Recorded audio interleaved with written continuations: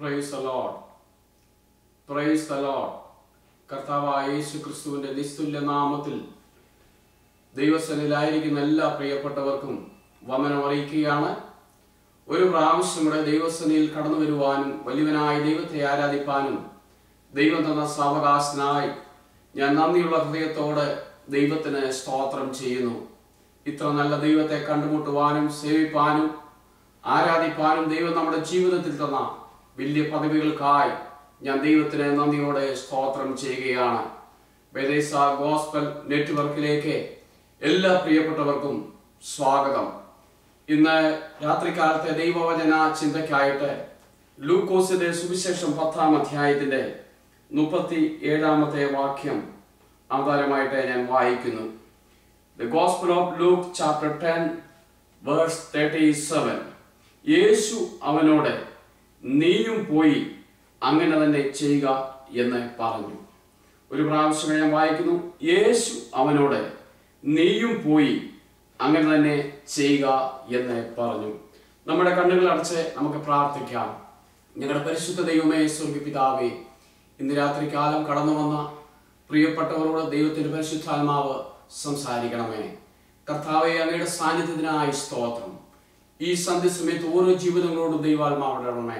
ഹൃദയം മുറുങ്ങിയവരെ, വേദനയോടെ കടന്നു വന്നവർ, കർത്താവെ വിവിധ ചോദ്യചിഹ്നവുമായി കടന്നു വന്നവർ, ഇന്ന് രാത്രികാലം ആരോടും തുറന്നു പറയാൻ മേലാത്ത വേദനയുമായി ആഴമേറിയ മുറിവുകളായി കടന്നു വന്നവരോട് കർത്താവെ ഇന്ന് രാത്രികാലം ദൈവാത്മാവരോട് സംസാരിക്കണമേ. നീ അവരുടെ മുറിവിനെ കെട്ടണമേ, വേദനയെ മാറ്റണമേ, വിഷയങ്ങളുടെ മേൽ സ്വർഗം തുറക്കണമെന്ന് പ്രാർത്ഥിക്കുന്നു. ക്രിസ്തുവിന്റെ ധന്യമുള്ള നാമത്തിൽ അപേക്ഷിക്കുന്നു, കേൾക്കുമാറാകണമേ. ആമേൻ. എല്ലാ പ്രിയപ്പെട്ടവർക്കും ഒരു പ്രാവശ്യം കൂടെ വേഗം വരുന്ന കർത്താവായ യേശു ക്രിസ്തുവിന്റെ നിസ്തുല്യ നാമത്തിൽ എൻ്റെ വന്ദനം അറിയിക്കുകയാണ്. നാം വായിച്ച വേദഭാഗം നമുക്ക് എല്ലാവർക്കും വളരെ പരിചയപ്പെട്ടതായ ഒരു വേദഭാഗമാണ്. വാഴ്ത്തപ്പെട്ട കർത്താവായ യേശു ക്രിസ്തുവിന്റെ പരസ്യ ശുശ്രൂഷ സമയത്ത് ഒരു ന്യായശാസ്ത്രിയായ മനുഷ്യൻ യേശുവിന്റെ അടുത്ത് കടന്നു വന്ന് 2 ചോദ്യം യേശുവിനോട് ചോദിക്കുന്ന ഭാഗമാണ് ഈ ലൂക്കോസിന്റെ സുവിശേഷം 10-ാം അധ്യായത്തിന്റെ 37-25 മുതലുള്ള വാക്യങ്ങളിൽ നമുക്ക് കാണുവാനായിട്ട് സാധിക്കുന്നു. ഒരു ന്യായശാസ്ത്രിയായ മനുഷ്യൻ, അറിവുകൊണ്ടും പക്വത കൊണ്ടും എല്ലാ രീതിയിലും ഉയർന്നൊരു മനുഷ്യൻ, ന്യായപ്രമാണം സൂക്ഷ്മമായി പഠിച്ച മനുഷ്യൻ, അതിൽ പാണ്ഡിത്യം നേടിയവൻ, ന്യായപ്രമാണം പകർത്തിയെഴുതുന്ന ശാസ്ത്രിയായ മനുഷ്യൻ, എല്ലാ രീതിയിലും അറിവുള്ള മനുഷ്യൻ യേശുവിന്റെ അടുത്ത് വന്ന് യേശുവിനോടൊരു ചോദ്യം ചോദിക്കുകയാണ്. എന്നാൽ തന്റെ 2 ചോദ്യത്തിന്റെയും പിന്നിൽ വളരെ ആന്തരികമായ ചില ഉദ്ദേശങ്ങൾ തനിക്കുണ്ടായിരുന്നു. ഒന്നാമത്തെ ചോദ്യം യേശുവിനെ പരീക്ഷിക്കേണ്ടതിനാണ് താൻ ചോദിച്ചത്. 2-ാമത്തെ ചോദ്യം തന്റെ സ്വയമായി നീതീകരിക്കുവാൻ അവൻ യേശുവിന്റെ അടുത്ത് വന്ന് ചോദിച്ചു. ദൈവമക്കളെ, യേശുവിന്റെ അടുത്ത് വന്നൊരു ചോദ്യം ചോദിച്ചാൽ, ഹല്ലേലൂയ, യേശുവിനെ പരീക്ഷിക്കുവാൻ ചോദിച്ചാൽ യേശു പരീക്ഷിക്കപ്പെടത്തില്ല. ചോദിക്കുന്നവനെ കൊണ്ട് തന്നെ യേശു ഉത്തരം പറയിപ്പിക്കുന്നവനാണ്. സ്തോത്രം. നമുക്കറിയാവുന്ന ഒരിക്കൽ പരീശന്മാരുടെ പ്രമാണിയായ നിക്കോദെമോസ് രാത്രിയിൽ ആരും അറിയാതെ യഹൂദന്മാരുടെ സന്നിധി സംഘത്തിലെ മെമ്പർ, യഹൂദന്മാരുടെ ഭരണ ന്യായാസനത്തിലെ ഒരു മെമ്പർ, ഉന്നത സ്ഥാനമുള്ളവൻ, പാണ്ഡിത്യമുള്ളവൻ, അറിവുള്ളവൻ, പക്വതയുള്ളവൻ, ഉന്നതമായ നിലയിൽ ജീവിക്കുന്ന ഒരു വ്യക്തി യേശുവിന്റെ അടുത്ത് വന്ന് അവൻ രാത്രിയിൽ യേശുവിനോട് ചോദിക്കുകയാണ്. ഇവരുടെ 2ന്റെയും ചോദ്യത്തിന്റെ ഉത്തരം നിത്യജീവനാണ്. സ്തോത്രം. നിത്യജീവനാണ്. സ്തോത്രം. ഇവിടെ യേശു ക്രിസ്തുവിനെ പരീക്ഷിച്ചുകൊണ്ട് ഈ വ്യക്തി യേശുവിനോട് ചോദിക്കുന്നു. അവന്റെ ചോദ്യത്തിന്റെ പ്രധാന അജണ്ട നിത്യജീവൻ. സ്തോത്രം. നിത്യജീവൻ ചെയ്യേണ്ടതിന് എന്ത് ചെയ്യണം? സ്തോത്രം. ചോദ്യം ചോദിച്ച വ്യക്തിയെ കൊണ്ട് തന്നെ യേശു ഉത്തരം പറയിപ്പിക്കുന്നതിനാണ്. സ്തോത്രം.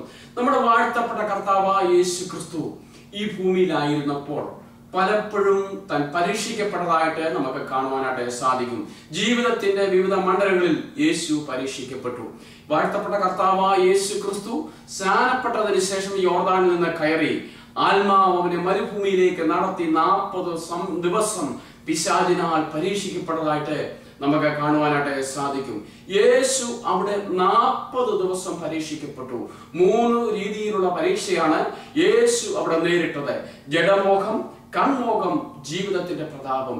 ഈ 3 പരീക്ഷകളാൽ യേശു പരീക്ഷിക്കപ്പെട്ടെങ്കിലും ഒടുക്കത്തെ ആദാമാകുന്ന വാഴ്ത്തപ്പെട്ട കർത്താവായ യേശു ക്രിസ്തു പിശാചിന്റെ ഈ 3 പരീക്ഷയിൽ നിന്നും യേശു രക്ഷിച്ചു.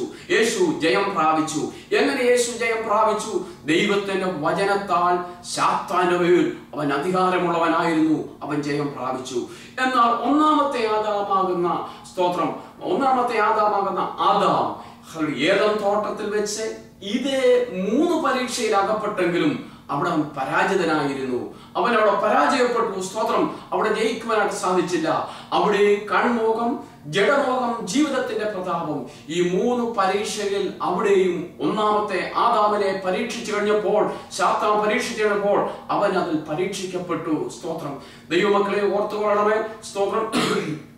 വാഴ്ത്തപ്പെട്ട കർത്താവായ യേശു ക്രിസ്തുവിനെ പരീക്ഷിക്കുവാൻ, സ്തോത്രം, ഈ ചോദ്യം ചോദിച്ചു. സ്തോത്രം. എന്നാൽ യേശു ആ പരീക്ഷയിൽ അകപ്പെട്ടില്ല. സ്തോത്രം.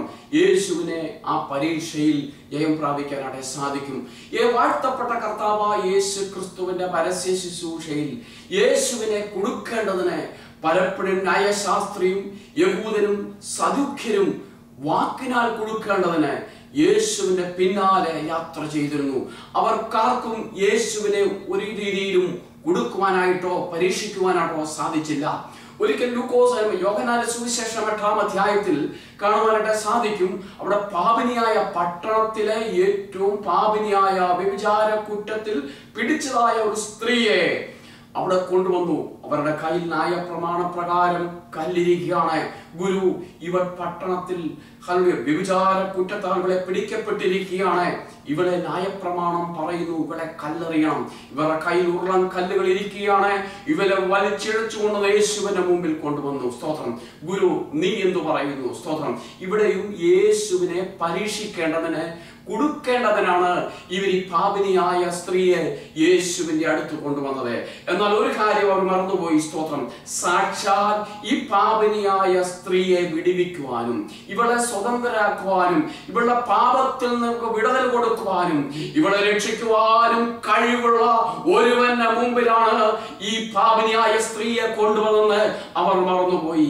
സാക്ഷാൽ പാപത്തിൽ നിന്ന് വിടുവിക്കുന്നവൻ, സ്തോത്രം, മനുഷ്യന്റെ പാപത്തെ അതുപോലെ കാണുന്നവൻ, നീതിയോടെ ന്യായവിധിക്കുന്നവൻ, പാപത്തിന്റെ ബൈൻഡിംഗ് നിന്ന്, ബന്ധനങ്ങളിൽ നിന്ന് വിടുവിക്കുന്നവൻ, സ്തോത്രം, സാക്ഷാൽ ന്യായപ്രമാണത്തിന്റെ കെട്ടിൽ നിന്ന് വിടുവിക്കുന്നവൻ, ന്യായപ്രമാണത്തിന്റെ ബൈൻഡിംഗിൽ നിന്ന് കൃപയുടെ മാർഗത്തിലേക്ക്, കൃപയുടെ മാർഗത്താൽ രക്ഷിക്കുന്ന യേശുവിന്റെ അടുത്തേക്കാണ് അവളെ കൊണ്ടുവന്നത്. ന്യായപ്രമാണം പറയുന്നു അവൾ മരിച്ചു പോകണം.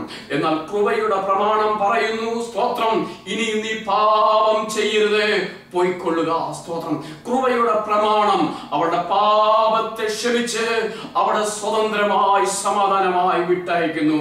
ഉരുളൻ കല്ലുമായി എറിയുവാൻ വന്നവരോട് യേശു ഒരു ചോദ്യം ചോദിച്ചു, നിങ്ങളിൽ പാപമില്ലാത്തവൻ ഇവളെ കല്ലെറിയട്ടെ. സ്തോത്രം. ഹല്ലേലൂയ. ആ ചോദ്യത്തിന് മുമ്പിൽ ആർക്കും നിൽക്കുവാൻ സാധിക്കത്തില്ല. കാരണം അവരുടെ പാപങ്ങൾ അതുപോലെ കാണുവാൻ കണ്ണുള്ള അഗ്നിജാലയ്ക്ക് തുല്യമായ കണ്ണുകളുള്ളവൻ, ഹൃദയങ്ങളുടെ ഉൾഭൂകളെ ഉള്ളതുപോലെ കാണുന്നതായ, രഹസ്യവും പരസ്യവും ഒരുപോലെ കാണുന്നതായ സർവശക്തനായ ദൈവത്തിന്റെ മുമ്പിൽ ഒന്നും മറവായിരിക്കുന്നില്ല. ആ ദൈവത്തിന്റെ മുമ്പിലാണ് അവരുടെ പാപത്തെ മറച്ചിട്ട് ഇവരുടെ പാവവുമായി കടന്നു വന്നിവിടെ ന്യായപ്രമാണ പ്രകാരം കൊല്ലുവാൻ തീരുമാനിച്ചിരിക്കുന്നത്. ദൈവമക്കളെ, ന്യായപ്രമാണം കൊല്ലുന്ന നിയമമാകുമ്പോൾ കൃപയുടെ പ്രമാണം ജീവൻ നൽകുന്നതാണ്. സ്തോത്രം. യേശു ക്രിസ്തു കൃപയും മഹത്വം നിറഞ്ഞവനായി, സ്തോത്രം, ഹല്ലേലൂയ, അവൻ കൃപ നിറഞ്ഞവനായി അവൻ മനുഷ്യരുടെ ഇടയിൽ പാർത്തു.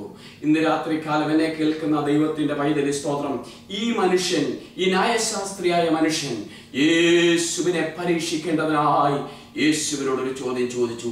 യേശു അവനോട് തിരിച്ചൊരു ചോദ്യം ചോദിക്കുന്നു. ന്യായപ്രമാണത്തിൽ എന്തെഴുതിയിരിക്കുന്നു? നീ അത് എങ്ങനെ വായിക്കുന്നു? സ്തോത്രം. ന്യായപ്രമാണത്തിൽ എന്തെഴുതിയിരിക്കുന്നു? നീ അത് എങ്ങനെ വായിക്കുന്നു? സ്തോത്രം. ദൈവമക്കളെ, തിരുവചനം